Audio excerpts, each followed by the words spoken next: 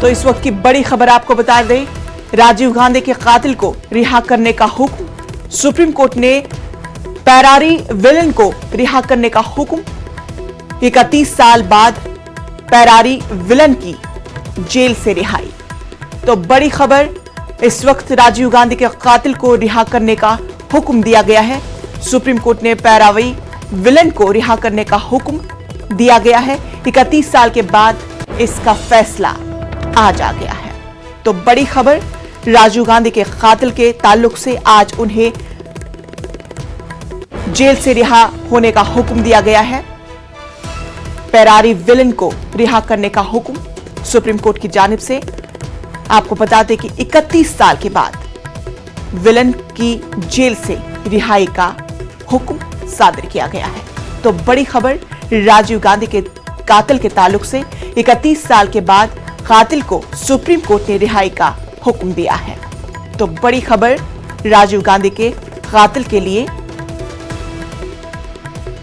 तो पूरे मामले पर हमारे साथ बात करने के लिए सुशील पांडे हमारे साथ जुड़ चुके हैं। सुशील पांडे, बेहद बड़ी खबर इस वक्त, राजीव गांधी के कातिल को रिहाई का हुक्म। जी बिल्कुल, देखिए साफ तौर से ये एक बड़ी राहत जरूर है पैरारी विलन को, और कहीं ना कहीं जो फिलहाल इस पूरे मामले में राजीव मामले में जो वो दोषी थे उनको फिलहाल कहीं ना कहीं माफी मिली।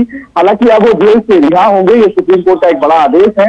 तमिलनाडु सरकार की तरफ से इस पूरे मामले में कैबिनेट ने एक पैरारी विलन को जेल से रिहा करने का जो फैसला किया था, वो फिलहाल पिछले 31 साल से सजा काट रहे थे, लेकिन फिलहाल वो जमानत पर हैं। उन्हें फांसी की सजा हुई थी, जिसके बाद उनकी सजा को उम्र कैद में बदल दिया गया था। लेकिन केंद्र सरकार ने पैरारी विलन को रिहा नहीं करना चाहती थी, और इसीलिए केंद्र सरकार का कहना था सुप्रीम कोर्ट में कि वो इस पूरे मामले में राष्ट्रपति से परमिशन लेंगे, और राज्य सरकार की माफी, और जिस तरह राज्य सरकार ने पैरारी विलन को माफी दिया है, ये फिलहाल अधिकार स्टेट गवर्नमेंट को नहीं है। लेकिन सुप्रीम कोर्ट ने इस पूरे मामले में केंद्र की उस दलील को नहीं माना, और ये कहा कि राज्यपाल इस पूरी सिफारिश को अपने पास होल्ड करके नहीं बैठ सकते हैं। सुप्रीम कोर्ट ने अपने आदेश में यह भी कहा कि राज्य सरकार की कैबिनेट का फैसला मानने के लिए गवर्नर बाध्य है, और वो सरकार के फैसले को सहमति देने में इतनी देरी नहीं कर सकते हैं। साफ तौर पर यह माना जाए कि 31 साल के बाद अब पैरारी विलन को जेल से रिहा किया जाएगा, क्योंकि तमिलनाडु सरकार की तरफ से उनको माफ किया गया था। लेकिन बावजूद इसके कि जो सरकार की तरफ से सुप्रीम कोर्ट में अर्जी दाखिल की गई है, कहा गया कि राज्य सरकार इस प्रकार के मामले में इस तरह का फैसला नहीं ले सकती है। लेकिन तमिलनाडु के कैबिनेट का फैसला था, जिस पर कहीं ना कहीं राज्यपाल को फैसला लेना था। हालांकि राज्यपाल के फैसला लेने में काफी देरी हो रही थी, जिस पर आज सुप्रीम कोर्ट ने ये कहा कि जो कैबिनेट का फैसला है, कैबिनेट के फैसले में राज्यपाल फैसला लेने में बाध्य भी है, और इतनी देरी भी नहीं कर सकते, और यही आधार फिलहाल सुप्रीम कोर्ट ने मानते हुए पैरारी विलन को आज जमानत पर रिहा कर दिया। सुशील, ये बताया कि सियासी रहनुमाओं का किस तरह से रद्द-ए-अमल इस पूरे मामले पर?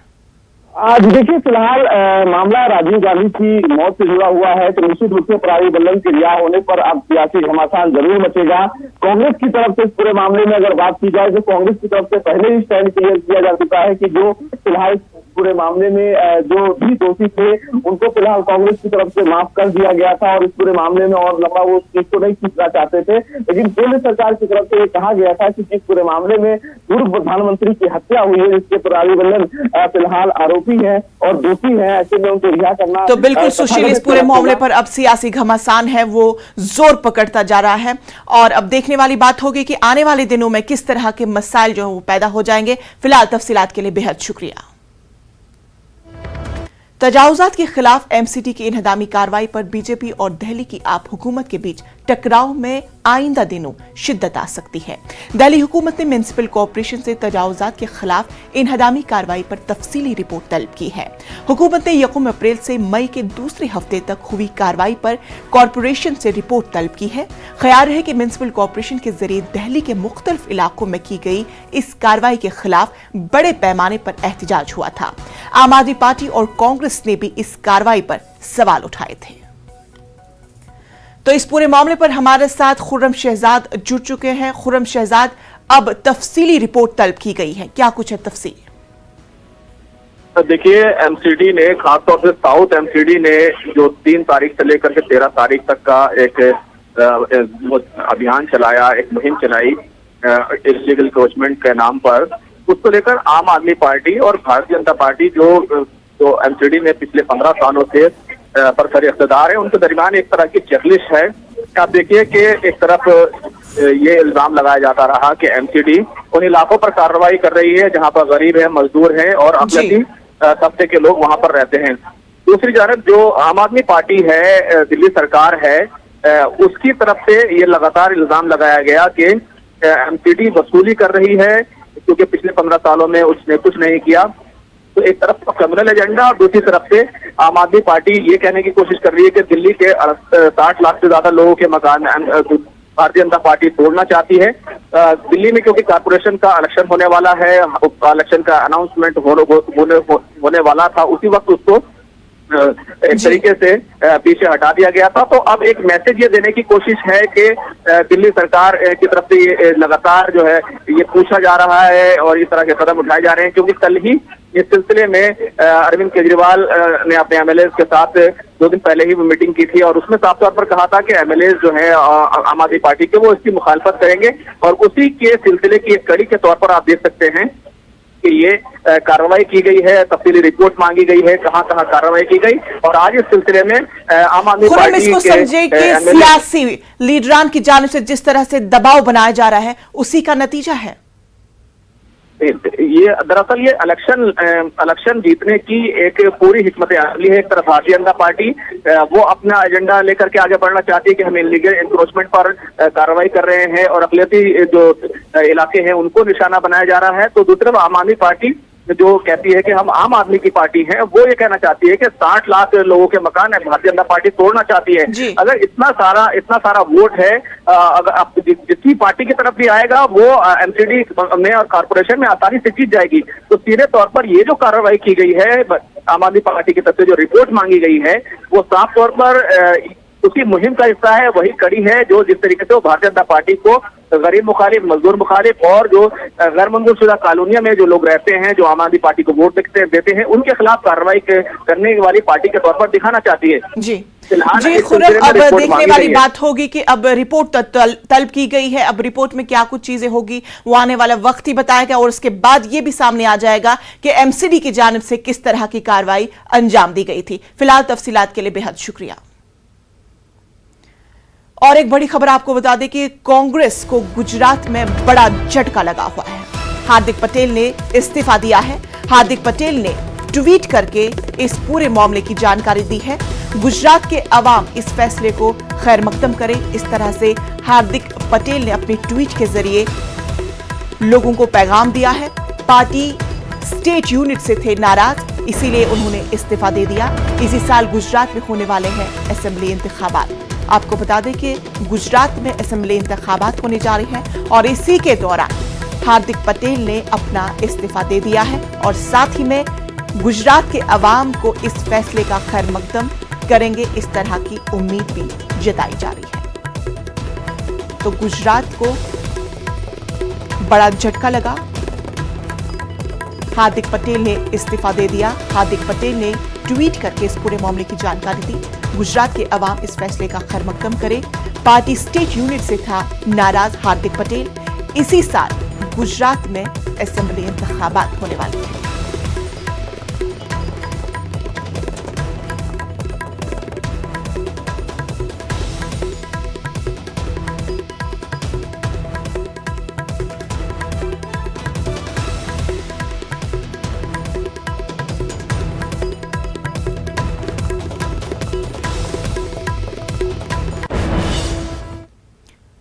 आसाम में सैलाब की तबाहकारी खुनूर जारी है। 26 अजला में 1100 गांव ज़ेर आब है। तकरीबन 4 लाख अफराद मुतासर हैं। हजारों अफराद रिलीफ कैंपों में रहने को मजबूर है। एनडीआरएफ और फौज की टीमें मुतासरा इलाकों में राहत और बचाव कामों में मसरूफ अमल है। सैलाब के सबब सड़क और रेल खिदमात मुतासर है। कई अजला में बिजली और मोबाइल नेटवर्क मुकम्मल तौर पर दरहम बरहम है। दीमा हासाओ, हाफलॉन्ग, कछार और नौगांव सबसे ज्यादा मुतासिर है। मरकज ने रियासती हुकूमत को हर मुमकिन मदद की यकीन दहानी कराई है।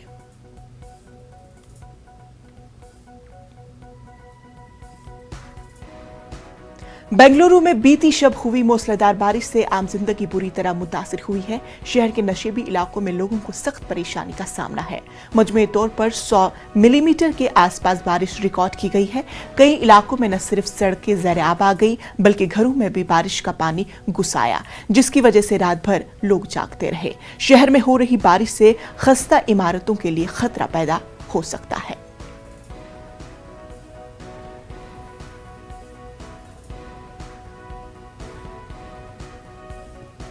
नाजरीन, इसी के साथ वक्त हुआ छोटे से वक्फे का। बने रहे न्यूज़ 18 उर्दू के साथ।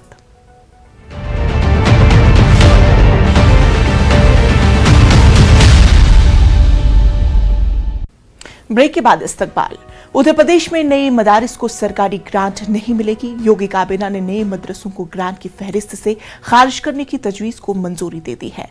पिछले महीने हुकूमत ने मदरसे तजदीद कार्रवाई स्कीम के तहत जांच का हुक्म दिया था।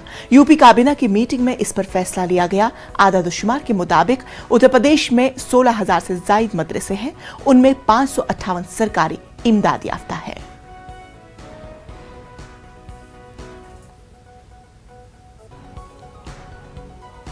रुकन पार्लिमान नवनीत राणा और रुकन असम्बली रवि राणा आज खुसूसी अदालत में हाजिर होंगे। हनुमान चालीसा तनाज़े में गद्दारी के केस में मिली मशरूत जमानत की खिलाफ वर्जी का उन पर इल्जाम आयद है। मुंबई पुलिस ने उनकी जमानत को मनसूख करने की अदालत से दरख्वास्त की है। दरअसल 4 मई को अदालत से राणा जोड़े को मशरूत जमानत मिली थी। अदालत ने राणा जोड़े से मीडिया से मुखातिब न होने की भी बात कही थी, लेकिन दोनों मुबैना तौर पर मीडिया से रूबरू हुए थे।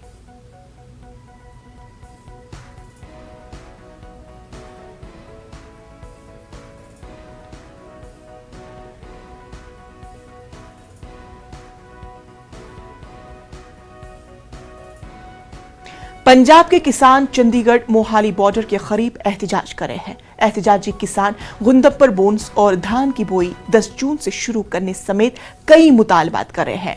किसान बिजली के स्मार्ट मीटर लगाने की भी मुखालफत कर रहे हैं। पंजाब भर से किसान एहतजाज में शामिल हो रहे हैं।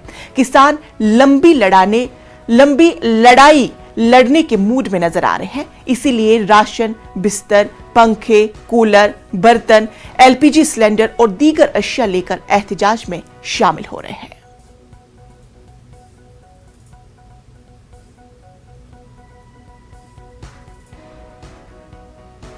ਮੀਟਿੰਗ ਤੋਂ ਨਾ ਭੱਜਣ ਜੀ। ਸਾਡੇ ਪ੍ਰਧਾਨ ਆ, ਸਾਡੇ ਮੁਖੀ ਆਏ ਵੇ ਆ ਜਗਜੀਤ ਸਿੰਘ ਡੱਲੇਵਾਲ, ਸਿੱਧੂਪੁਰ ਦੇ ਪ੍ਰਧਾਨ। ਉਹਨਾਂ ਨਾਲ ਮੀਟਿੰਗ ਕਰਨ, ਉਹਨਾਂ ਨਾਲ ਗੱਲਬਾਤ ਕਰਨ। ਅਸੀਂ ਤਾਂ ਉਹਨਾਂ ਦੇ ਸੱਦੇ ਤੇ ਆਏ ਆ। ਜਦੋਂ ਸਾਨੂੰ ਸਾਡੇ ਪ੍ਰਧਾਨ ਜੀ ਕਹਿ ਦੇਣਗੇ ਮਗਰ ਹਟ ਜਾਓ, ਅਸੀਂ ਮਗਰ ਹਟ ਜਾਾਂਗੇ। ਜੇ ਸਾਡੇ ਪ੍ਰਧਾਨ ਜੀ ਕਹਿ ਦੇਣਗੇ ਵੀ ਚੰਡੀਗੜ੍ਹ ਨੂੰ ਚਾਲਾ ਪਾਓ, ਅਸੀਂ ਚੰਡੀਗੜ੍ਹ ਨੂੰ ਚਾਲਾ ਪਾ ਦੇਾਂਗੇ। ਹਾਂਜੀ, ਐਮਐਸਪੀ ਦੀ ਪੱਕੀ ਗਾਰੰਟੀ ਨੋਟੀਫਿਕੇਸ਼ਨ ਸਾਨੂੰ ਲਿਖ ਕੇ ਦਿੱਤਾ ਜਾਵੇ। ਉਹਨਾਂ ਦੇ ਕਹਿਣ ਤੇ ਅਸੀਂ ਮੂੰਗੀ ਤਾਂ ਬੀਜਤੀ, ਪਾਣੀ ਤਾਂ ਸਾਨੂੰ ਵੀ ਚਾਹੀਦਾ ਹੈ, ਅਸੀਂ ਵੀ ਪਾਣੀ ਤੇ ਬਚਾ ਕੇ ਰਾਜੀ ਹਾਂ। ਤੇ ਉਹ ਲਿਖ ਕੇ ਦੇਣਾ ਸਾਨੂੰ ਸਾਰੀਆਂ ਫਸਲਾਂ ਤੇ ਐਮਐਸਪੀ, ਅਸੀਂ ਫਸਲਾਂ ਬਦਲਾਵ। मथुरा में यमुना एक्सप्रेसवे पर हादसा पेश आया। तेज रफ्तार बस खड़ी ट्रक से टक्कर गई। हादसे में 3 अफराद हलाक हो गए और 32 जख्मी बताए जा रहे हैं। जख्मियों को अस्पताल में दाखिल कराया गया है। बस को कट्टर से काटकर लोगों को बाहर निकाला गया। बस अकीदतमंदों को लेकर वृंदावन से दिल्ली जा रही थी।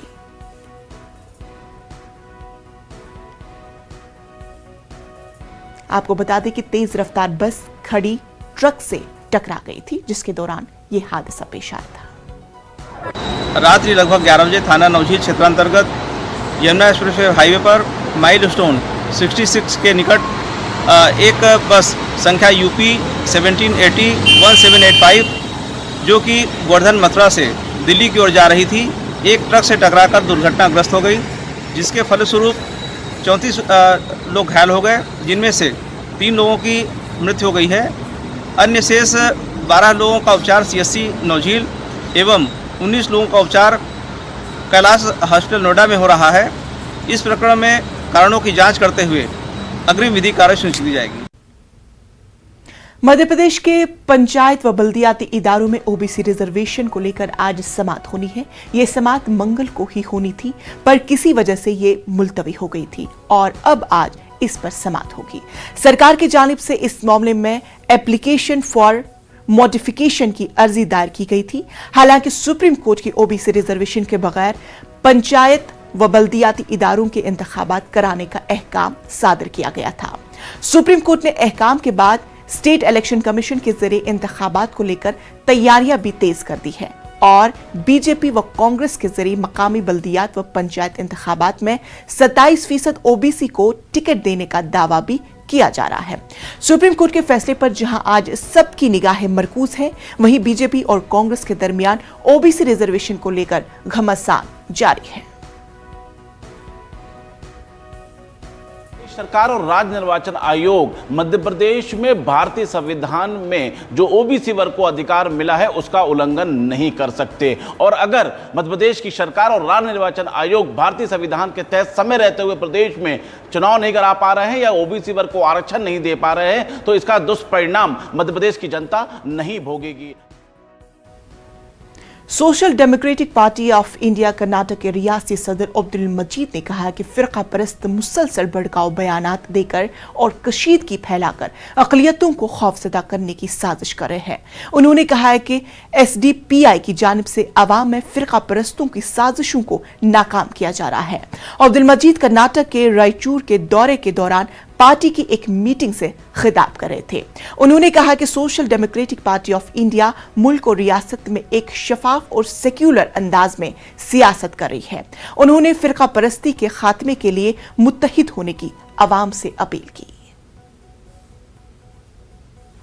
जो इस देश का जो हालात है, इस देश का इकोनॉमी, इस देश का अनएम्प्लॉयमेंट, इस देश का बहुत सारे प्रॉब्लम्स हैं, मगर सेंट्रल हुकूमत को, कर्नाटका स्टेट हुकूमत को इसको डाइवर्ट करने के लिए अलग अलग इश्यूज लेके आते हैं, कम्युनल इश्यूज लेके आते हैं। देखो कर्नाटक के अंदर जब इधर करप्शन का इतना सारा है, हर दिन एक करप्शन का आ रहा है, इतना बड़ा इल्ज़ाम है, इसको सेंट्रल गवर्नमेंट इसको सीबीआई इंक्वायरी करना चाहिए।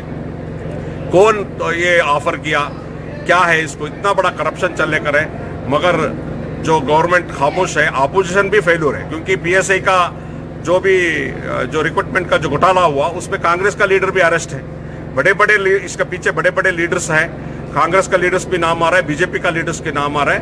ये पूरा तहकीकात होना चाहिए, जो भी इसमें है उनको अरेस्ट करना चाहिए। तो जम्मू कश्मीर से इस वक्त की बड़ी खबर आपको बता दें, ग्रेनेड हमले के सिलसिले में 3 अफराद को गिरफ्तार किया गया है। आपको बता दें कि गुज़िश्ता शाम बारामुल्ला में ग्रेनेड का हमला हुआ था। वाइन शॉप के करीब यह हमला हुआ था और जिसके दौरान एक अफराद की हलाकत भी हुई थी और 3 जख्मी भी बताए जा रहे थे। अब इस मामले का अपडेट यह है कि इस मामले में अब 3 अफराद को गिरफ्तार किया जा चुका है। तो बड़ी खबर, जम्मू कश्मीर के बारामुल्ला से 3 अफराद को गिरफ्तार किया जा चुका है। ग्रेनेड हमले के सिलसिले में 3 अफराद को गिरफ्तार किया जा चुका है।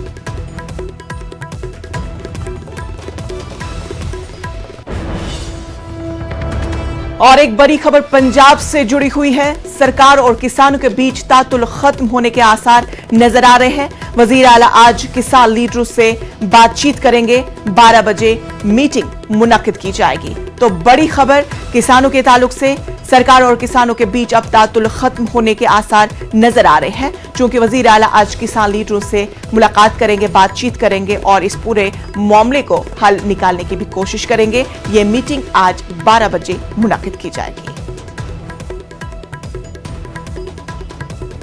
पंजाब के किसानों के लिए राहत की खबर, वजीर आला आज किसानों के लीडरों के साथ मुलाकात करेंगे और इस पूरे मामले को हल करने की कोशिश करेंगे।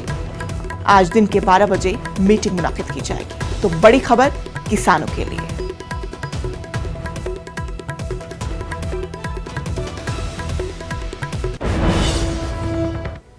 कन्नूर म्युनिसिपल कॉर्पोरेशन के वार्ड नंबर 6 में 1 करोड़ रुपए की लागत से YSR हेल्थ सेंटर तामीर किया गया है।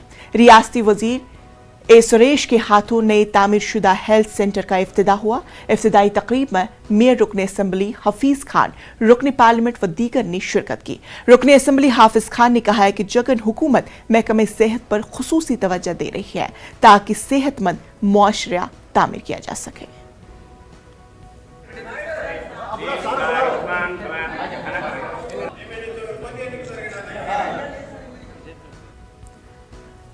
तेलंगाना के आईटी वजीर केटीआर लंदन पहुंच चुके हैं। लंदन पहुंचने पर मकामी लोगों ने केटीआर का शानदार इस्तकबाल किया। तेलंगाना में सरमायाकारी बढ़ाने के लिए केटीआर 10 रोजा बैरूनी ममालिक दौरे पर है। केटीआर 21 मई तक लंदन में रहेंगे। इसी दौरान मुख्तलिफ कंपनियों के नुमाइंदों से मुलाकात भी करेंगे। रियासत में सरमायाकारों के लिए हुकूमत की जानिब से फराहम करदा सहूलियात से वाकिफ कराएंगे। इसके अलावा केटीआर मुनक्किद होने वाली वर्ल्ड इकोनॉमिक फोरम समिट में भी शिरकत करने वाले हैं।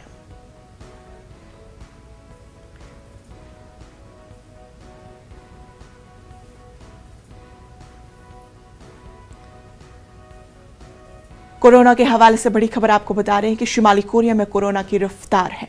हर नए दिन गुजरने के साथ ज्यादा तशवीशनाक साबित हो रहा है।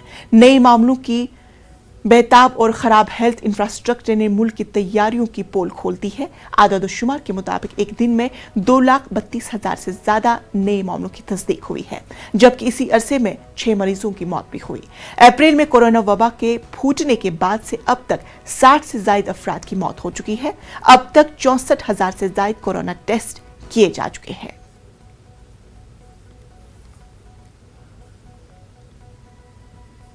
तो नाज़रीन, फिलहाल खबरों में इतना ही। मुझे दीजिए इजाजत।